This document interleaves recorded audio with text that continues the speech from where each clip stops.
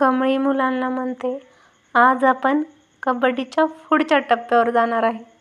तयार आहे का तुम्ही सगळे? अरे काय म्हणते मी, तयार आहे का तुम्ही सगळे? ती मुलांना म्हणते, काय काय खुसूर काय चाललंय तिकडं?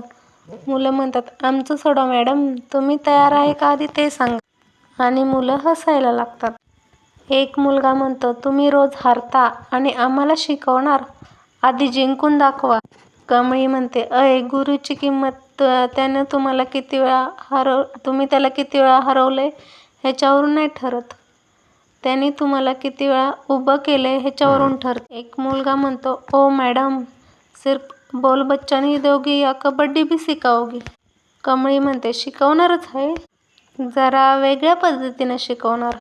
ती मुलांना विचारते की तुमच्यापैकी कोणाला असं वाटतंय की आपण भारी कबड्डी खेळतोय? तर सगळेच मुलं हात वरती करतात. कमळी म्हणते, अरे वा. एक मुलगा म्हणतो, भारी खेळूच नाही शकत, शिकवू पण शकतो. कमळी त्या मुलाला म्हणते, होय काय, ठीक आहे, मग दाखव मला शिकवून. अरे काय हाय, य की. मग सगळे मुलं म्हणतात, चल चल चल. मग ती मुलगा पुढे जातो. कमळी त्या मुलाला पायात पाय अडकवून खाली पाडते. अनिका ऋषीच्या घरी गेलेली असते आणि ती तिथे जाऊन खूप गोंधळ करते. ती ऋषीची फॅमिली जमलेली असते आणि ती नयनताराला म्हणते, रिश्ना तुम्हाला सगळ्यांना फसवतोय त्या मुलीच्या नादी लागून. ऋषीचे बाबा म्हणतात, अनिका, ऋषीबद्दल बोलताना विचार करून बोल. ऋषी असं कधीही काहीही करणार नाही. अनिका म्हणते, अंकल वेट, तुम्ही पण हा प्रूफ बघा. अनिका म्हणते, मी ऋषीबद्दल काही अफवा पसरत नाही, कारण मला माहीत आहे की तो चुकीचा नाही. ती म्हणते की ती गावछाप आहे ना, गावछाप, तीच ऋषीच्या मागे मागे फिरते, तीच हे सगळं करते. कारण ती म्हणते की तिला माहिती आहे ऋषीकडे पैसा आहे, ती तिच्या कारमध्ये फिरू शकते, तिचा पैसा खर्च करू शकते. ती अनिका म्हणते, कमळी ना चालाक आहे, ती ऋषीला फसवत चालली आणि ती फसत चाललाय आणि एक ना एक दिवस ह्या घराची सासू ती कमळीच बनेल. रोहित म्हणतं, अगं अनिका, त्याला सासू नाही सून म्हणतात. नयनतारा म्हणते, कमळी या घरची सून कधीच होऊ शकत नाही. असं नंतर अनिका म्हणते, असं तुम्हाला वाटते कारण तुम्ही दयाळू आहात. हे असंच चालत राहिलं ना तर ती म्हणते तीच ह्या घरची सानू बनेल. तिला सून म्हणायचं असतं पण ती सानू म्हणते. अनिका म्हणते, ती तुमच्या डोक्यावर पावडर वाटत फिरेल. ती म्हणते, त्यापेक्षा माझ्याकडे एक बेटर ऑप्शन आहे, मी सजेस्ट करते, तुम्ही फक्त ते फॉलो करा तर हे अवॉइड होऊन. अनिका म्हणते, रिश आणि माझं लग्न लावून टाका ना. आय मीन त्या गावच्यापेक्षा तर एनी डे मी बेटरच आहे आणि मी तुमच्या डोक्यावर चिरीमिरी नाही वाटणार. नंतर कमळीचा खेळ मैदानात रंगतो आणि ती दुसऱ्या मुलाला म्हणते, ए पोरा, चल आता तू ये. तो मुलगा म्हणतो, मॅडम, काल काय झालं ते विसरलात वाटतं. ती त्या मुलाला म्हणते, भारीच मराठी बोलतोयस की. मग कमळी म्हणते, मी विसरलेली नाही, पण तू घाबरलाय वाटतंय. ती मुलगा म्हणतो, मी आणि घाबरणार, अभी दिखाता हूँ मेरा कमाल. कमळी त्या मुलाचा पाय धरून ठेवते आणि ती म्हणते, अय, या तुमच्या मित्राला वाच. काय घाबरला काय? कमळी त्या मुलाला सोडून देते आणि सगळे खाली पडतात.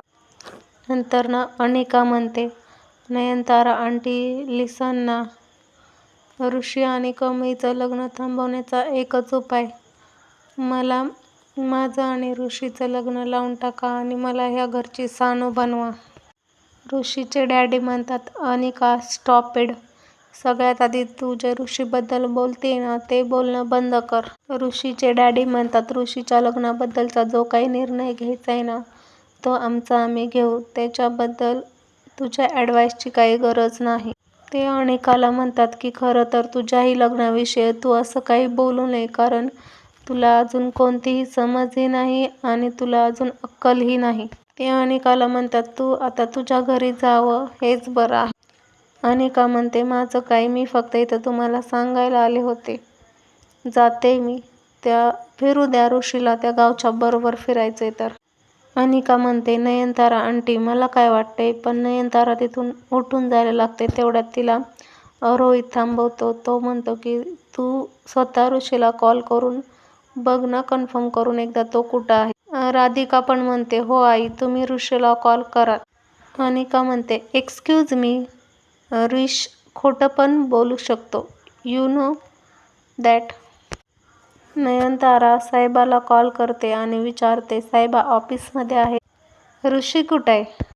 त्यानंतर साहेबा मनातल्या मनात म्हणतो, ऋषी तर कमी सोबत आहे, हे मॅडमला कळलं तर प्रॉब्लेम होईल. त्यानंतर साहेबा म्हणतो, ऋषी एक महत्त्वाचा क्लायंट आले होते, त्यांच्यासोबत मीटिंग करत होता. मे बी आता तो संपून तो त्याच्या केबिनमध्ये गेला असेल. मग ती म्हणते, ऋषी मीटिंग रूममध्ये आहे, तर मग तू कुठं आहेस. मग साहेबा म्हणतो, मला जरा चहा प्यायचा होता, त्यामुळे मी जरा आता कॅन्टीनला आलो होतो, आता निघालोच आहे ऑफिसला. मग नयनतारा म्हणते, गुड, आता एक काम कर, आत ऑफिसमध्ये जा आणि तिथून जाऊन मला व्हिडिओ कॉल कर, मला ऋषीसोबत बोलायचं आहे. त्यानंतर साहेबा म्हणतो मनातल्या मनात, आता काय करू, ऋषी तर ऑफिसमध्येच आलेला नाही. मॅडम फोनवरती, साहेबा जातोयच ना केबिनमध्ये, हे काय निघालंच आहे म्हणून कॉल कट करतो. त्यानंतर तो मनातल्या मनातच बोलत बसतो की आता काय करू, मॅडमला जर कळलं की मी खोटं बोलतोय तर माझीच काही खैर नाही.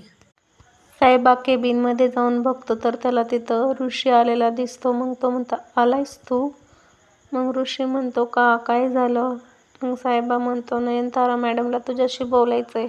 साहेबा म्हणतो, आहे ऋषी, तर मी व्हिडिओ कॉल करतो. ऋषी म्हणतो, हा आई बोल ग, काय झालं. नयनतारा म्हणते, काही नाही रे, जस्ट मीटिंगबद्दल विचारायचं होतं. मग ऋषी म्हणतो, बोल ना, मीटिंगलाच चाललो होतो. नयनतारा म्हणते, ठीक आहे, इट्स ओके, मी नंतर कॉल करते तुला. नंतर अनिका मोठ्याने ओरडते, आंटी हा स्कॅम आहे, आजकाल स्कॅम करता येते, AI ने व्हिडिओ क्रिएट करता येतात, त्याने तेच केले, बिलीव्ह मी. मग राधिका म्हणते, तू जो फोटो आणलायस ना, तो AI पासून बनवलेला नाही, ते कशावरून. अनिका म्हणते, मी तयार केले. अनिका म्हणते, aunty trust me, no please. मग नयनतारा म्हणते, ऋषी ऑफिसमध्ये आहे आणि बिझी आहे. नयनतारा म्हणते, यू मे लिव्ह नाव, आणि ती निघून जाते. त्यानंतर अनिका म्हणते, आंटी यार, ऋषीचे पप्पा म्हणतात, गेल्या त्या, निघ आता तू. साहेबा ऋषीला म्हणतो, बरं झालं तुम्ही वेळेत आलात, नाहीतर मी आता आज संपलोच होतो. ऋषी हसतो आणि साहेबा म्हणतो, पण तुम्ही आलात कधी. अरे तू खाली चहा पीत होतो ना, तेव्हा मी आलो. ऋषी म्हणतो, बरं झालं कमळीचं ऐकलं. मग ऋषीला सकाळचं कमळी आणि त्याचं बोलणं आठवतं. ऋषी म्हणतो, काल मी तुझा गेम बघितला नाही, चल आता येतो. मग कमळी म्हणते, नाही, तुम्ही आधी ऑफिसला जावा, तुम्हाला आधीच उशीर.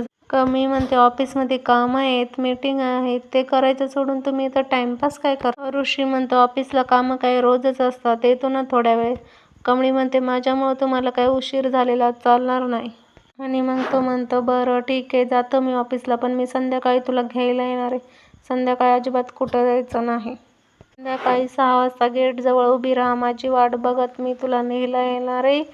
मग कमळी म्हणते, बाय, आणि ते जातो. साहेबा म्हणतो, थँक गॉड, आज तू कमळीचं ऐकलंस, नाही तर आपल्या दोघांचंही काही खरं नव्हतं. ऋषी म्हणतो, बरं चला, आटपा लवकर, नंतर मला कमळीला पण घ्यायला जायचंय. नंतर कामिनी आजी कॉलेजमध्ये गेलेली असते आणि पिऊनला समजावत असते की बघ, ही नोटीस दिली, ही नोटीस बोर्डवरती लावायची आणि प्रत्येक वर्गामध्ये जाऊन मोठ्याने वाचून दाखव. कामिनी आजी असं म्हणते की उद्या कोणी म्हणायला नको की आम्ही ऐकलीच नाही, आम्ही वाचलीच नाही. म्हणतो, हो मॅडम, तुम्ही जसं सांगताय तसंच करतो.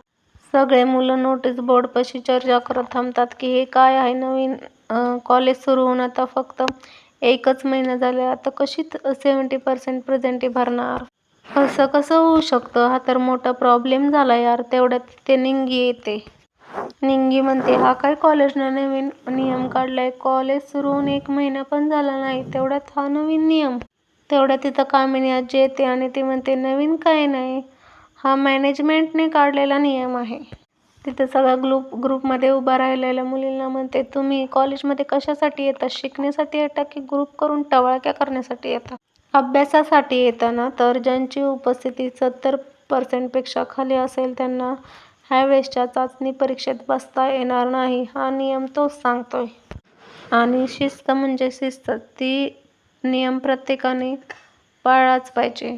निंगी म्हणते होय, पण हा नियम वार्षिक परीक्षेला लागतोय ना. मग आता का लावायला लागलाय?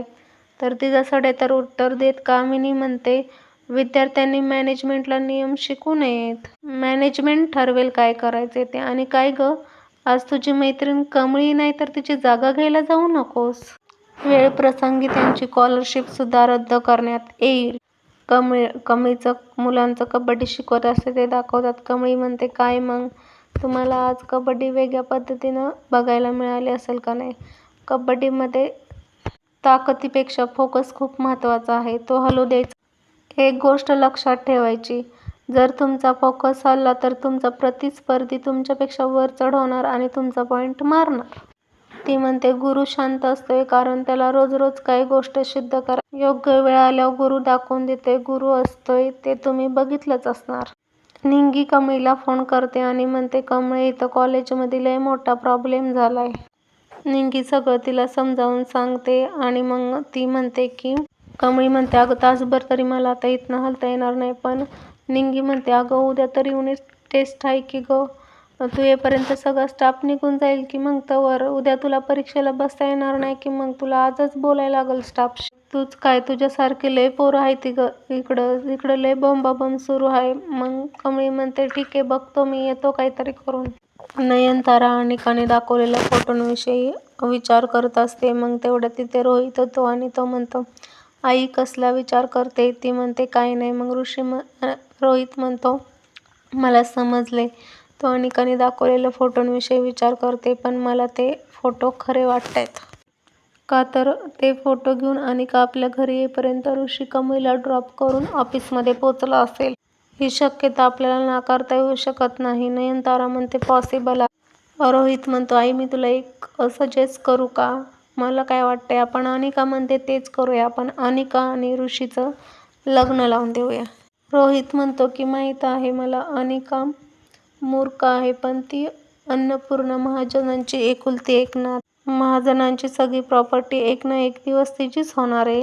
रोहित म्हणतो की जर का आपण तिचं आणि ऋषीचं लग्न लावलं तर तिची सगळी प्रॉपर्टी आपली होईल आणि आपला पण फायदा होईल. राधिका म्हणते, आई म्हणजे आपल्याला माहिती आहे ऋषीला अनिका अजिबात आवडत नाही. मग रोहित म्हणतो, काय ना राधिका, स्टँडर्ड असेल तर न आवडणारी व्यक्ती सुद्धा लग्नानंतर न आवडू शकते. रोहित म्हणतो, पण स्टँडर्ड नसेल तर लग्न आधी आवडणारी व्यक्ती सुद्धा लग्नानंतर न आवडणारी होऊ शकते. रोहित म्हणतो, हे बघ आई, माझं स्पष्ट मत आहे, आपण ऋषी आणि अनिकाचं लग्न लावून देऊ. नयनतारा म्हणते, तुझं बोलणं कसं झालं माहिती आहे रोहित, आपण भूतापासून वाचण्यासाठी चटकिनीचा आधार घेतला.